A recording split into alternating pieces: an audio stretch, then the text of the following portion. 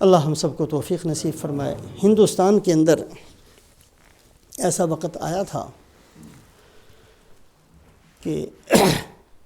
بعض لوگوں نے فتویٰ بھی دے دیا تھا کہ حج فرض نہیں رہا، اس لیے کہ راستے امن والے نہیں ہیں، پہنچنا آسان نہیں ہے۔ سید احمد شہید رحمۃ اللہ علیہ، جس سے اللہ کام لے لیتے ہیں، 1236 ہجری کے اندر، اب 1440 کے قریب ہے، تقریباً 200 سال پہلے آج سے، 1236 ہجری کے اندر اعلان کیا۔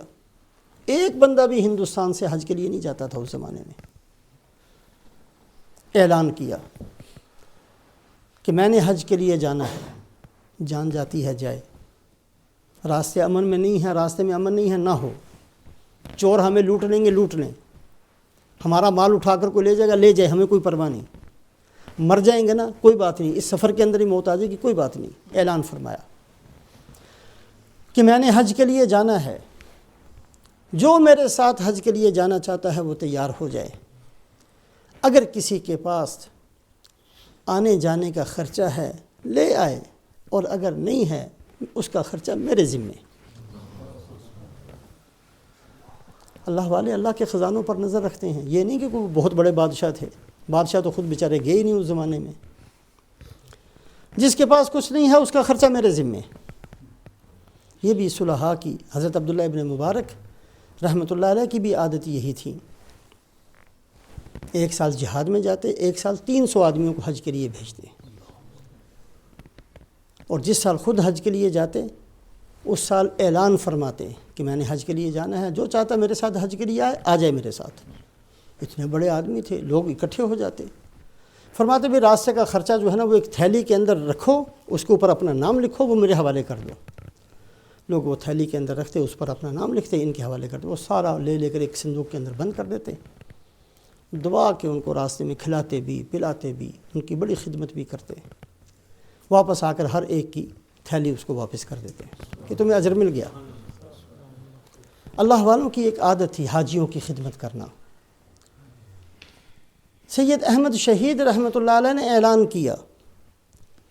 جس کے پاس ہے ٹھیک ہے، جو ساتھ لے کر جانا چاہتا ہے ٹھیک ہے، اگر کسی کے پاس نہیں ہے یا نہیں لے کر جانا چاہتا کوئی بات نہیں، لیکن حج کے لیے چلو